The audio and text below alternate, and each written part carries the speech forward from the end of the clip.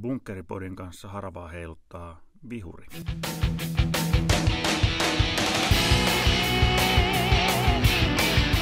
Tervetuloa FGN Bunkkeripodin pariin.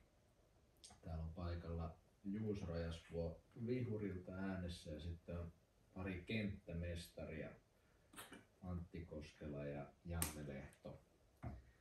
Esittäydyttekö perinteiseen malliin? Tässä rupeaa tulemaan rutiinilla jo, että Kytä ja Golfin kenttämestarina ja sitten FGA edustajana myöskin Bunkkeripodissa, eli Antti Koskela. Joo. Sen verran monta kertaa esiintynyt, että on esiintynyt lakikin ostettu virallisesti. Ja Janne Lehto ja Hirsala Golfin kenttämestari ja FGAn puheenjohtaja. Yes, hyvä. Ja tässä perinteisesti juuri ennen jaksoa arvottiin vähän, että mikä jakso tällä kerralla tehdään. Ja mikäs me tehdään?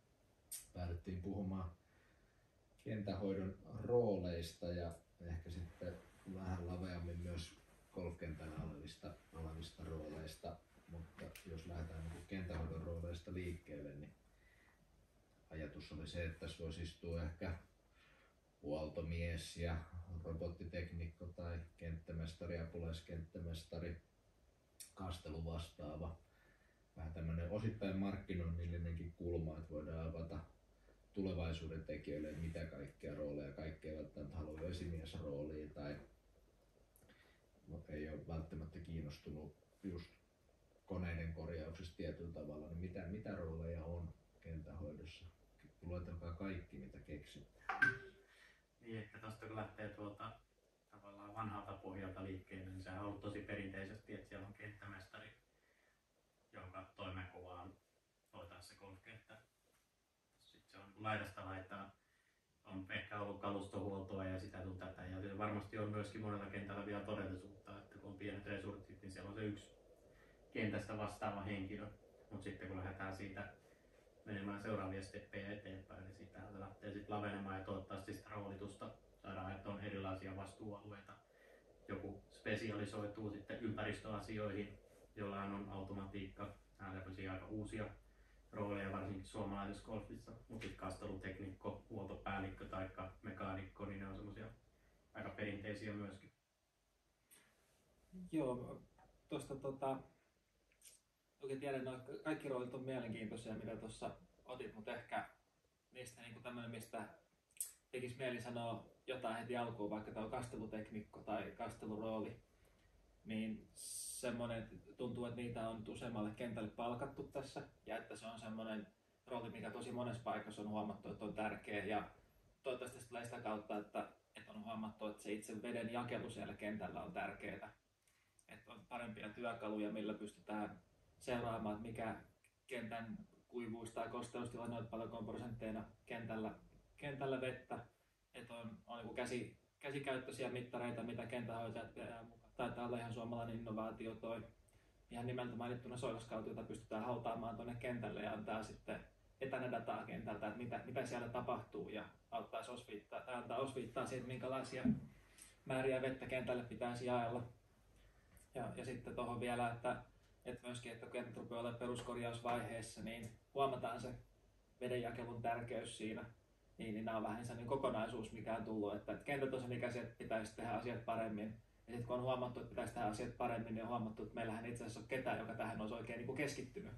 Ja tuntuu, että semmoisia rooleja nyt on ollut sitten haussa ja ilmeisesti hyvin löytynytkin. Ja on, ainakin tässä mitä itse tietää, niin tavallaan uusia ihmisiä on löytänyt semmoisia hyviä vastuullisia töitä tässä viime aikoina. No, on vielä tuo kastelupuoli, mun mielestä se vähän jakautuu kahteen erityyppiseen. Ja varmaan henkilön riippuvaista ja kohden riippuvaista, että miten se organisaatio jakautuu, mutta välillä se on pelkkä kastelu. On sitten teknikko, joka hoitaa sitä, että se infra toimii siellä ja pitää ylläpitää, vaihtaa sadetimia, säätää sektoreita. Ja sitten yhä on ehkä jäänyt kenttämestarille tai jollekin toiselle henkilölle se, että mitä kastellaan ja miten paljon. Mutta ainakin mä näen sen, että siihen suuntaan se pitäisi mennä, että se on aika iso vastuurooli ja aletaan ottaa koppia siitä koko kentän niin kuin kasvuston terveydestä ja sen kosteuden ylläpidosta. Se on semmoinen iso kokonaisuus kyllä. Joo.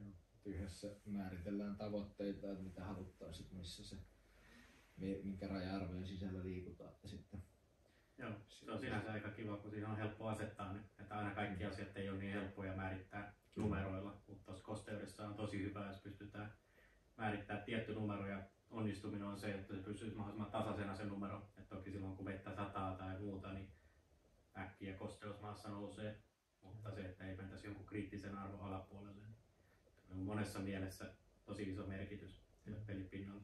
Ja sitten on myöskin niitä mitattavia arvoja, just on se kosteus on tarkka numero, mutta mitä sieltä saadaan ulos on se, että veden liikuttamiseen tarvitaan aina sähköä.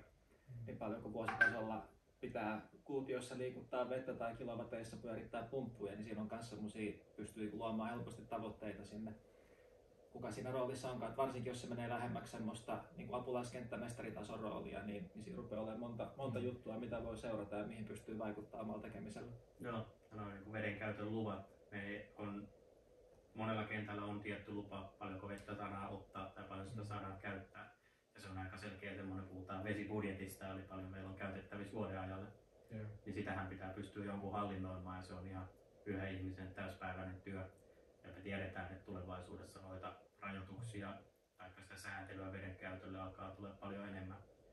Niin se korostuu tämmöisen kastelumiehen rooli siinä, että vettä menee oikeasti oikeisiin paikkoihin. Toki niin se on siitä miehestä kiinni, toki se on myöskin siitä infrasta, mitä meillä on kentällä. Ja täytyy olla se laitteistokin semmoinen, että sitä pystytään ohjailemaan ja vettä menee oikeisiin paikkoihin. Ja varmasti se niinku semmoinen tietynlainen suunnitelmallisuus sit niissä korjauksissa ja parannuksissa myös, että on 5 vuoden pläni, että vaikka ei oltaisikaan tekemässä isoa kasteluremppaa, niin että toi asia pitäisi korjata ja toi pitäisi parantaa ja että miten sitä saadaan, niin sekin varmasti on hyvä, jos se on yhden henkilön vastuulla vähän niin kuin niitä tehdä.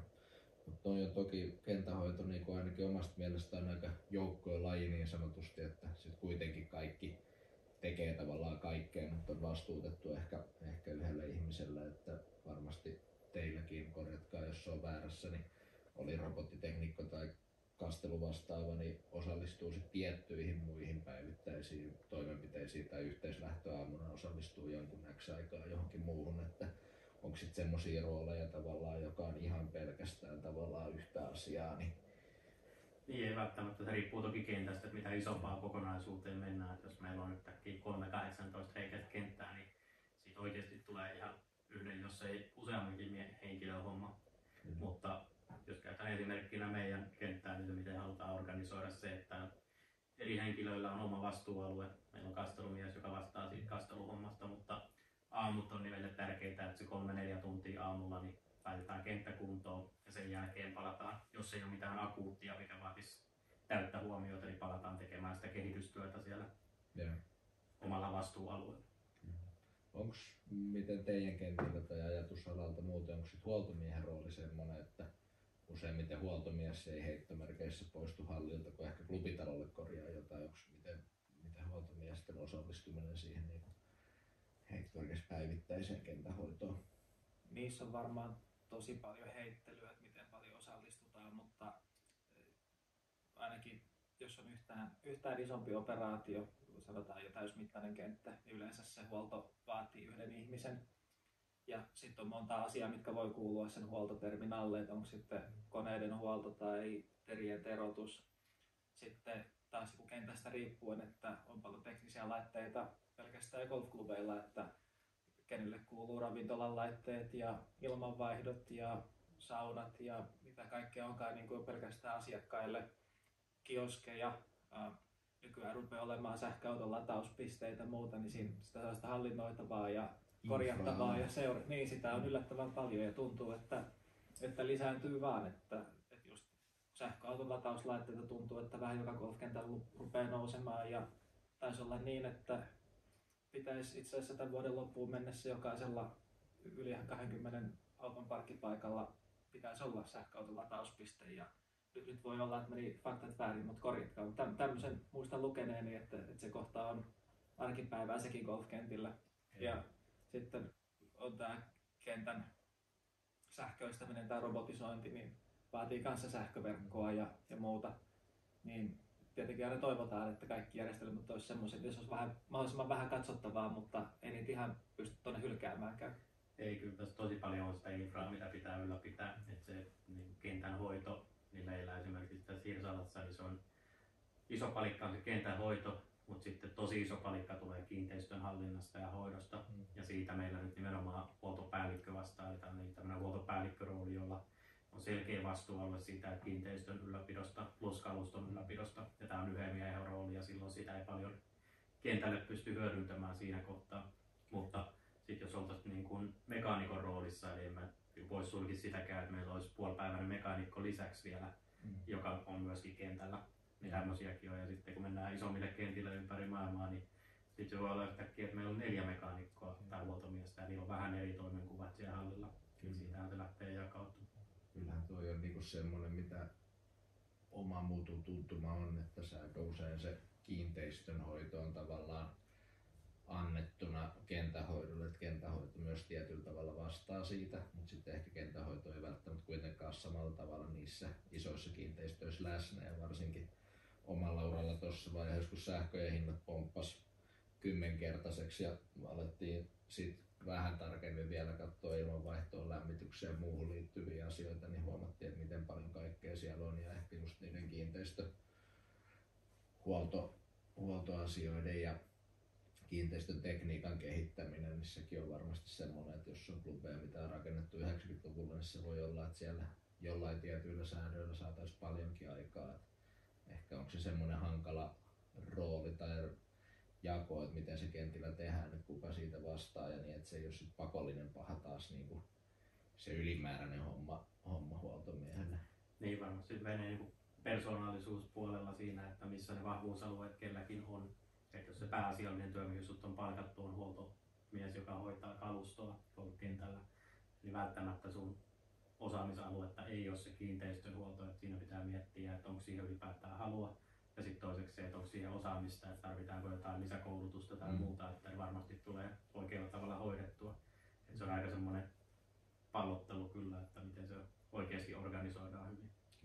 Ja varmasti niin kuin sitten klubeille iso tavallaan rahareikäkin niin kuin on kentähoitokin, mutta just se, että jos saadaan vaikka talvella tarviiksi ilmanvaihto pyörii 100% niin sanotusti, tai riittääkö, että siellä vaihtuukin klubilla ilma X kertaa vaikka halvan sähkön aikana, tai onko joku laite, minkä ei pidäkään pyöriä vuorokauden ympäri tai mitä vaan, niin varmasti semmoisia niin kentällä sitten oikeasti voi näkyä viivan alla isonakin, että jos siihen joku paneutuu. Joo, varmasti tuossa on ollut sitä, että sitä automatiikkaa ei ole ollut silloin, kun golfklubeja on rakennettu, niin vahvalla pohjalla. Ja sielläkin on sitä kehittymisvaraa kyllä, että saataisiin lämmitystä tai muita sähkölaitteita niin ajastettua sillä lailla, että ne toimii fiksusti. Tämä on semmoinen kanssa, että aina toivoisi, että kentältä joltakin löytyy se ymmärrys ja into siihen, että siitä otetaan selvää siitä omasta kentästä. Että samalla tavalla kuin sitä itse pelituotetta ja golfkenttää siellä katsotaan, niin yritettäisiin löytää niitä ihmisiä, jotka voi auttaa näiden kanssa. Että riippuen taas kentästä, mutta se on sellaista nollasummapeliä, että jos voidaan kymmeniä tuhansia säästää jossakin sähkönkulutuksessa tai muuta, mikä lähtee klubilta, niin se yleensä on suoraan johdettavissa siihen, että paljonko on sitten tunteja käytettävissä sinne kentänhoitoon mahdollisesti lisäksi. Niin tuntuu, että se olisi hyvä kohta optimoida. Joo, ja varmaan se sähkön käyttö, sit jos tulee auton latausta ja muuta, toki pumput käy pääsääntöisesti vielä paljon niin paukkuja sitten kentän sähköliittymästä, jos ne on saman sähköliittymän takana ja autoja ehkä ladataan sitten päivisiä asiakkaille, mutta onhan tuossa paljon semmoista, niin mikä ei ole ihan itsestään selvää, että jokainen edes hallitsee, vaan jonkun pitää... Bunkkeripodissa äänessä ovat golfkenttien viherseriffit.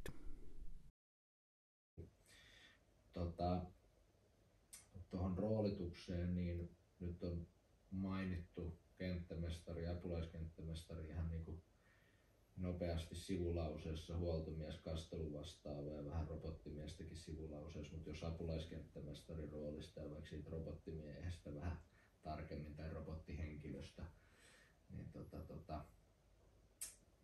minkälaisilla kentillä teidän mielestä on apulaiskenttämestareita tällä hetkellä Suomessa? Miten te näette sen apulaiskenttämestarin roolin? Usein on käyttänyt semmoista sanontaa, että apulaiskenttämestarin rooli on golfkentällä kaikista paras. Se on yleensä ympärivuotinen työ, missä saa tosi paljon vaikuttaa siihen, että mitä itse tehdään. Sitten jos tykkää esimiesroolista, niin se on esimiesrooli, että siinä pääsee vaikuttamaan muiden työn sisältöön ja yleensä siihen koko kentän ulkoasuun ja asioihin, mitä tehdään. Ja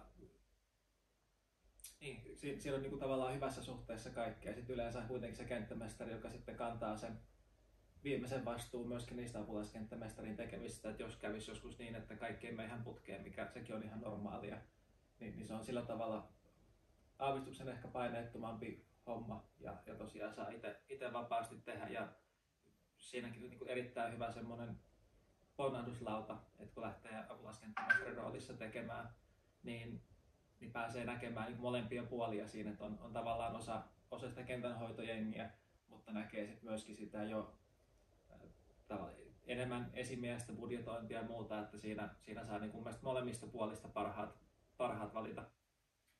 Kyllä se vähän munkin mielestä tollain menee. Ja usein se on sitten semmoinen niin työjohdollinen esimiesrooli, eli ehkä se niin päivittäinen tekeminen sen apulaiskenttämestarin vastuulla. Ja Yllätysvieras. Ei se mitään. Mutta joo, apulaiskenttämestarin vastuulla se päivittäisen työn pyörittäminen sen niin kuin hoitosuunnitelman mukaisesti ja kenttämestarin kanssa sparraten. Mutta tosi paljon vaihtelee kentittäin ja miten iso se organisaatio-operaatio on ja esimerkiksi mikä sen kenttämestarin rooli on.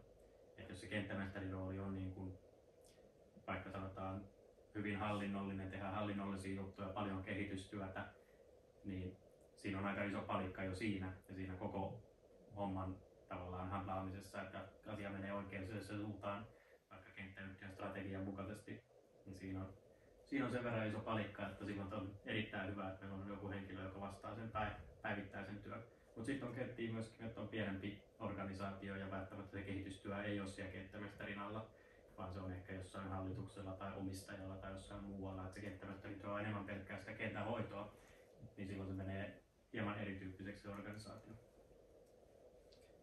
Kyllä. Mites automaatio vastaava robottihenkilö, minkälainen rooli? Ei varmaan Suomessa on niinku vuosia ja vuosia ei ole ollut. Olikohan Hirsalassa ensimmäinen tämmöinen rooli, mitä 4 vuotta sitten, 3 vuotta sitten? Joo, vähän sen tyyppinen rooli. Meillä ei ihan virallisesti nimiä paperissa ollut sillä roolilla. Meillä oli enemmän niin kuin omassa organisaatiossa tämmöinen roolitus. Mutta mä sanoisin, että Kytäjällä oli Suomen ensimmäinen tämmöinen virallisesti automaatiospesialistiroolilla. Mutta varmasti on semmoinen, että kun tiedetään, että robotiikka yleistyy golfkentillä, se on samalla lailla iso järjestelmä niin kuin kastelujärjestelmä, niin se vaatii jonkun spesialisoidun henkilön, joka siitä vastaa sen ylläpidosta, ehkä jopa sen kehittämisessä. Vähän samalla lailla kuin kastelumiehissäkin on 2 kategoriaa, niin tässäkin on joko semmoista päivittäistä ylläpitoa, koneiden liikkumisesta vastaava henkilö, taikka sitten semmoista isoa kuvaa handlaamaan, että ollaan myöskin siellä investointipuolella ja kehityspuolella.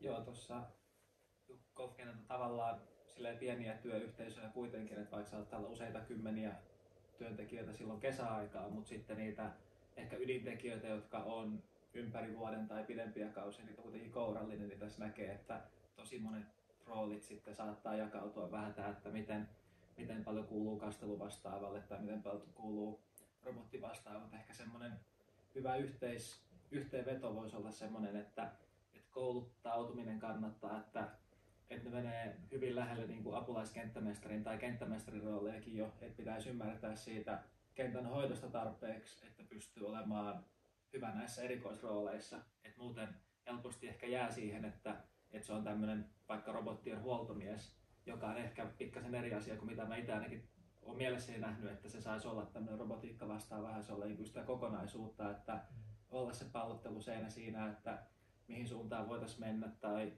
tekniikka menee niin paljon eteenpäin koko ajan, että jonkun pitäisi jaksaa katsoa niitä, niin hassua kuin se onkin, niin niitä videoita uusista koneista tai niitä tulee tuolla vastaan sosiaalisessa mediassa ja ottaa vähän selvää, että onko tämä niin kuin jotakin, olisiko tästä meille, mikä tämän jutun idea on. Ja siihen, että niitä pystyy silleen arvioimaan mun mielestä, niin pitäisi olla sitä niin kuin heinänkasvatuksellista osaamista myöskin ja sen koko kentän toimintaa pystyy sillä aika kattavasti ymmärtämään. Joo, ja on se just vaikka nyt kun mekin myydään Gressin robotteja ja tähän keväällä niitä jonkunlainen asennussuma on ja itse menee niitä asentaa, niin on kiva olla yhteydessä myös semmoisiin kenttiin, missä kenttämestari sanoo suoraan, että henkilö X vastaa meille niin kuin robotiikasta ja voit sopia, hän tietää mitä ollaan niin kuin tekemässä, mihin ollaan menossa, niin sit se on heti paljon helpompaa, koska usein kenttämestarin rooli taas on aika kiireinen siinä keväällä.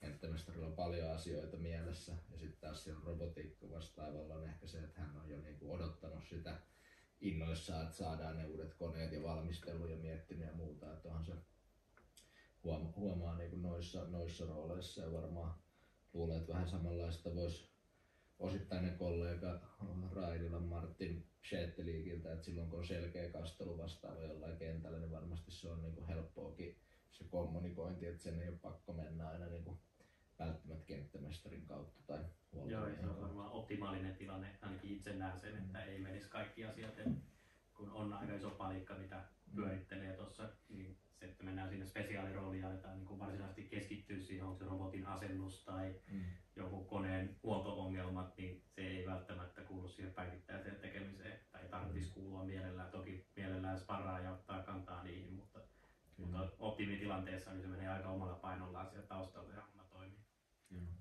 Saanko tässä kohtaa siirrytään sen verran eteenpäin, että olisi hyvä niin jos Jannella on lapa jäässä, niin ottaa tästä kiinni. Oli ennen jaksoa puhetta vähän näistä rooleista tietenkin, ja mä nyt haluan ehdottomasti mainita tässä kohtaa, että esimerkiksi puutarhurihan on semmoinen, mikä usein on perinteisesti golfkentällä ollut, ja se, että se saattaa olla rooli, mikä on siinä, niin kuin, mikä näkyy asiakkaille parkkipaikalla tai sisääntulossa tai klubitalolla sisällä tai ulkona.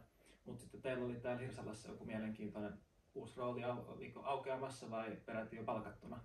On palkattunakin ja se on tämmöinen niin kuin virallisesti papereihin laitettiin ympäristöspesialisti ja englanninkielellä environmental specialist. Voisi olla joku toinenkin nimi, mä tiedän, että on esimerkiksi joillain golfkentillä on niin kuin vegetation manager, eli kasvillisuusmanageri muu, eikä niinkään puutarha, koska me ollaan kuitenkin siellä luonnossa ja haluttaisiin sitä luonnon kasvillisuutta saada elämään tuolla kentällä mahdollisimman vahvasti. Niin päädyttiin tuohon palkkaamaan. Tietysti ympäristöasiat on Hirsalalla golfille tosi tärkeä iso palikka ja iso osa meidän brändiä. Niin mun mielestä on tosi oleellista, että meillä on siihenkin oikea henkilö, varsinkin kun löydetään oikea henkilö. Eli hän tulee myöskin olemaan siinä kentähoidossa just tämmöinen yhdistelmä, että aamut tarvitaan leikkuapua ja tarvitaan sitä työvoimaa sinne. Mutta muuten keskittyy niihin ympäristöprojekteihin, on se sitten biodiversiteetin kannalta vai onko se sitten resurssien säästämistä ja enemmän tämmöistä niinku kehitystyötä. Ja sitten kasvillisuus on varmasti siellä, että miten me saadaan vaikka Kanervaa tulee mahdollisimman laajasti kenttäalueelle ja yhdistettyä se golf ja luonto mahdollisimman saumattomasti. Niin tämmöisiä asioita tulee varmasti olemaan hänen pöydällä. Bunkkeripodissa äänessä ovat golfkenttien viherseriffit. Joo.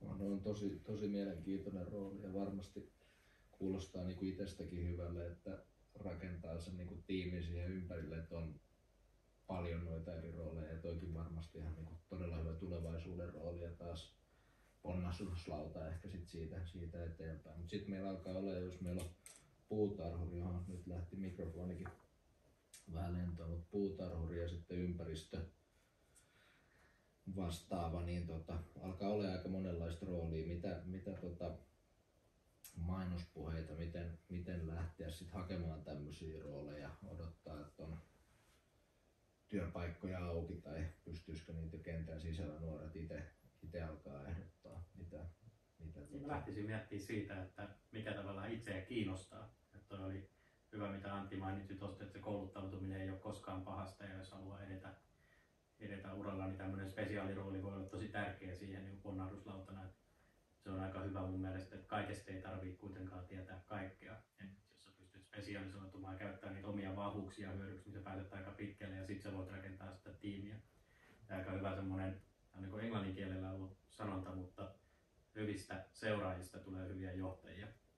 Niin se, että sä pystyt handlaamaan jonkun jutun, toteuttaa sitä kerhon visiota tässä tapauksessa golfkentällä siihen suuntaan ja viemään sitä omaa palikkaansa eteenpäin ja auttamaan muita siinä, että muut selviää omassa työssään hyvin, niin sitä kautta sitten lopulta voi päätyä siihen, että ehkä on se johtajan asema sitten se lopputulema. Mutta ehdottomasti niin se kanava ehkä, mistä niitä löytyisi noita, niin me oltiin jo paljon puhuttu siitä työvoimahaasteesta golfkentillä, että mistä me löydetään uusia tekijöitä.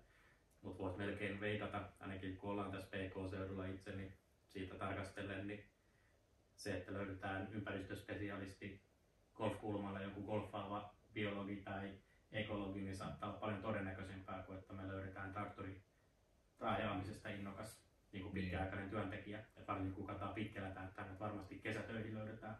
Mutta sitten kun halutaan semmoista pitkäjänteisyyttä, niin se, että työ on mielekästä, niin siitä se mun mielestä rakentuu se kokonaisuus. Kyllä. Kuulostaa oikeinkin hyvälle ja toivottavasti siellä nuoriakin tarttuu niin kuin langoilla vähän näitä juttuja ja sitten toisaalta taas kenttämestareita, apulaismestareita kannustaa tämä jakso, että rakennetaan se niin dream tiimi siihen ympärille. Sitten vähän sivuttiin tuossa myös sitä alkukeskusteluissa, että oikeastaan kentähoitohan on aika lähellä se isoin työllistäjä sitten kuitenkin siellä golfkentällä ja siellä on paljon ihmisiä, siellä on HR-asioita, joudutaan tavallaan aika paljon tekemään kausisopimuksia, siellä saattaa olla yhtä paljon vakkareita tai enemmänkin kuin klubilla, ehkä riippuu vähän ravintolasta. Sivuttiin vähän myös sitä, että miten se niin koko kentän ja kenttäyhtiön organisointi, että onko huoltohalli sittenkin se paikka, mihin tulee postit ja muut, onko siellä vähän niin kuin sitä hallintoa jatkossa. Miten te näette, voisiko tässä olla jotain, miten se homma kehittyy, sitä onko maailmalta tähän jotain tipsejä, kun ollaan? No, kaiken näköisiä järjestelyjä on tullut nähtyä ja tällä tietenkin on vähän jonkun väriset lasit päässä, kun lähtee sieltä huoltohallilta itse liikkeelle. Mutta niin kuin sanoit, niin se golfkentällä kun puhutaan, niin kyllähän siellä kentän hoitajia on hirvittävä määrä. Että tosiaan, että jos ravintola ei ole oma, niin sitten voi sanoa, että hyvin todennäköistä on se, että kentän hoitajia on enemmän kuin sitten klubitalolla työskenteleviä. Ja niitä on nähnyt sellaisia malleja, missä esimerkiksi, että siinä kun on HR-henkilöstöhallintaa, niin vähän silleen ravistelisi tässä ajatuksia siitä, että voisiko se tapahtua myös huoltohallilla, että siellä itse asiassa on tärkeää on se työturvallisuus, että sitä pystyttäisiin pitämään niin kuin hyvällä tasolla tietenkin. Sitten työvaatteet, tämmöiset asiat, yleensä kun on enemmän ihmisiä, niin on myöskin enemmän sairauspoissaoloja ja muita. Ja sitten kun otetaan tavaraa vastaan ja muuta, että missä se logistiikkakeskus pitäisi kaikessa tässä olla, että voisiko se olla esimerkiksi huoltohalli. Että melkein kaikki laadukkaimmat golfkentät, tai sanotaan moni niistä laadukkaista golfkentistä, missä on käynyt, kun puhutaan maailman huippukentistä, niin se itse asiassa toimistohenkilö onkin siellä huoltohallilla ja siellä on sitten vastaanotto. Ja jos et ole tulossa golfaamaan, vaan olet tulossa vaan käymään kentällä, niin se saattaa olla, että silloinkin se pysähdyspaikka on niin sanotusti toimistolla, että se on ennen klubitaloa, että sieltä kerrotaan, että missä on sitten toimitusjohtaja tai kenttämestari tai ketä onkaan menossa tapaamaan, niin sitten se ensimmäinen kontakti sellaisella keikalla tuleekin siinä huoltohallin ovella. Niin, että tavallaan asiakkaiden asiakaspalvelu on tosi perillä, jotta voidaan nimenomaan keskittyä siihen asiakaskokemukseen. Että siellä ei ristee sitten postinkuljettajat ja tavaran viejät, vaan sitten jakee henkilöstö kuskaa tavarat oikeisiin paikkoihin. Ja toi on melko poikkeuksellinen, tai siis ei ole mitenkään poikkeuksellinen tilanne, kun on kenttämestarin yhteyksissä vaikka ulkomailla, että on tulossa tekemään vierailua, niin laitetaan hänelle sähköpostia, mutta paluu sähköposti tuleekin hänen niin kuin vastaanotosta. Ja sieltä organisoidaan ja katsotaan kalenterit kuntoon ja siellä hallinnoidaan just tavaran vastaanotto tai postijutut ja muut. Ja usein käy itsellä sillä lailla, että se ei ole mikään normityöpäivän juttu, että käydään viemässä postiin jotain tavaraa. Että kyllähän ne niin jää sinne illalle, että sit kun ehkä menee ruokakauppaan joskus, niin sit voi silloin heittää postit. Että se voisi olla jonkun toisenkin työ, jos haluttaisiin olla vähän tehokkaampia ja normityöajalla tehdä noita juttuja. Joo, se oli ihan hyvä ajatus tuossa, mitä aluksi heitettiin, että tietyllä tavalla myös se huoltoavain voisi olla se samalla tavalla se kentän sydän niin tietyssä mielessä. Niin ja sitten tietysti täytyy toisinpäin, että eihän nämä niin ole irrallisia kokonaisuuksia kuitenkaan, että sama yhtiöhän me ollaan, onko se asiakaspalvelu vai toi, niin myöskin sitä pitää pystyä haastamaan, että me ollaan aika isoja niin rahan käyttäjiä, että toki käytetään sitä rahaa siihen tuotteen kehittämiseen ja sen ylläpitämiseen, mutta voisiko siellä olla myöskin semmoista, että jos on kiinnostusta siihen niin kuin tavallaan myynnilliseen puoleen ja tähän, niin mikä se panos voisi olla siinä. Ja tietysti käytetään rahaa, mutta voiko siellä olla pidempiaikaisia kumppanuuksia, mitä jonkun kanssa tehdään, on sitten työvaatteiden osalta tai muuta, mitkä sitten tuo sitä kokonaisarvoa siihen yhtiöön. Kyllä. Mites sitten, itse on ollut golf-alalla reilu 20 vuotta, mutta nyt en ole enää kentän hoidossa hommissa, vihurilla hommissa ja tehdään sitten golfkentillä, myydään erilaisia tuotteita, koneita, kalustoa, niin mitä muita rooleja teidän mielestä sitten, jos viihtyy alalla, niin mä löysin tämmöisen roolin, mutta mitä kaikkea on muuta tässä niin kuin vieressä sitten nuorille, onko jotain heittoja siitä? No varmaan tulee se spesialistirooli, että jos tässä on nyt puhuttu vaikka robottispesialistista tai muuta, niin tavallaan heillähän on kontaktihenkilöt myöskin, on sitten esimerkiksi laitteiden maahantuojien puolesta tai sitten ne saattaa olla jostakin maailmalta, että jos on vaikka uudempia tuotteita, niin välttämättä Suomesta ei vielä löydykään sitä teknistä tukea kaikkea, niin Suomesta pystyy etenemään semmoisiin hommiin. Ja sitten on tietenkin se huoltopuoli, eli on se kentän sisällä saattaa olla eri valmistajien laitteita erilaisia ja muuta, ja sitten yleensä taas maahantuojalla se omat asiantuntijansa juuri niihin koneisiin, niin sinnekin pätevöidytään jotakin kautta, että se voi olla suoraan koulusta, mutta aika usein taitaa olla niin, että niihinkin hommiin mennään huoltohallin kautta, että on sitten niin kuin teknistä osaamista tai sitten lannoiteosaamista, tai niin kuin, että kaikkia on ostettavissa tai saatavilla vähän niin kuin palveluna. Niin, ja sitten mun mielestä se on niin kokonaisuus tietysti se golfala, että vaikka se lähti sitten just kentänhoidon puolelta, niin se voi olla, että sun lopullinen työpaikka on golfkentän toimitusjohtaja tai palvelupäällikkö tai vaikka pro. Että se voi olla mihin tahansa suuntaan, mitä siellä mennään. Voi olla myynnillistä puolta.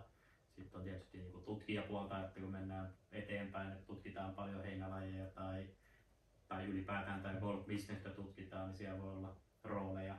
Ja sitten voi joku edetä professoriksi saakka yliopistoon ja alkaa kouluttamaan kasvibiologiaa. Niin erilaisia suuntiahan tästä on varmasti olemassa. Ei ehkä osaa tälleen äkkiseltä edes nimetä niitä kaikkia vaihtoehtoja. Tavallaan jos alalla viihtyy ja on ollut vaikka 2-5 vuotta niin kuin kausityöntekijänä, niin ei kannata poissulkea välttämättä, että voisi löytyä alalta duunia, ettei pakko sitten välttämättä opintojen myötä vaihtaakaan. Ei se paljon. Jos opettaja tulee yhtenä mieleen ja tietysti tämä ammatti ja ammattitutkinnot, niin siihen tarvitaan myöskin kouluttajia. Niin sekin on täyspäiväinen työ ja suunta mennä tässä. Mutta monenlaista roolia ja varmasti tulevaisuudessa tulee vielä lisää. Nyt meillä alkaa olla enemmän ja vähemmän puoli tuntia varmaan purkissa, niin onko viimeisiä sanoja tähän jaksoon vai jätetäänkö hautumaan? Voidaan jättää hautumaan. Vähän odotan mitä tuolta Janne nappuuden takaa tulee, että saadaanko me joku loppukevennys tuolta. Niin kyllä, kokeillaan jotain. Täytyy sanoa, että mun mielestä niin kokonaisvaltaisesti ihan tää on hirvittävän kivaa hommaa. Että vaikka on paineita tai stressiä ja meillä on talvea ja muuta, niin kyllähän niin isossa kuvassa niin aika kiva ala olla töissä. Eikä muuta. Kiitos. Kiitos paljon.